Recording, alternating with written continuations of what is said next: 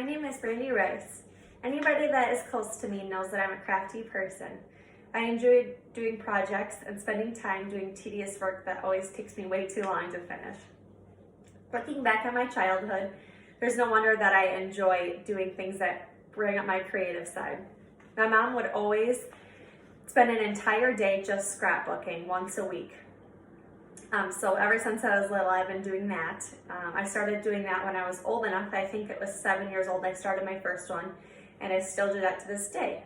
So some of the things that I enjoy doing today that also bring out my creative side are crafting with my Cricut, cooking and baking, and landscaping and gardening. So I got my first Cricut this last year for Mother's Day, actually. I've been wanting one forever. I think it was on my Christmas list this last year even. If you're not familiar with a Cricut, it's a tool that cuts materials such as cardstock, paper, vinyl, leather, and some types of wood. It's really nice because there's no room for error with them because the fonts are already programmed into the computer.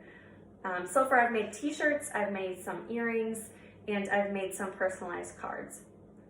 One of my newer hobbies that I like to do that I think bring out my creative side is cooking and baking. The older I get, the more I find myself in the kitchen doing these kinds of things. I'm still far from mastering it, but I really like to do it. It's just really fun when I get together with my girlfriends and I get to talk about new recipes that we have found or new things on the internet that sound so good, and we like to try them out and kind of compare and contrast things that we do, and it's just a good way to bring out your creativity.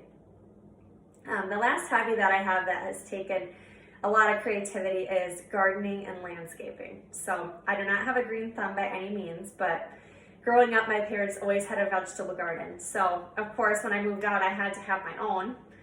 So this last summer I actually did my second one and it turned out good, but there was a lot of trial and error the first year that I had to bring out my creative side to decide how I wanted to fix that.